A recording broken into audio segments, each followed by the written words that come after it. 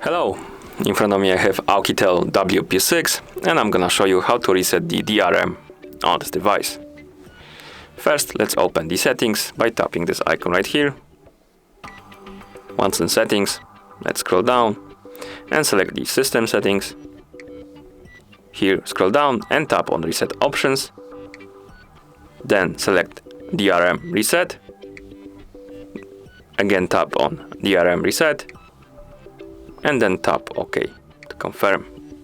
As you can see, it says licenses have been removed. And that's how you reset the DRM on this device. Thank you for watching. If you found this video helpful, please consider subscribing to our channel and leaving a like on the video.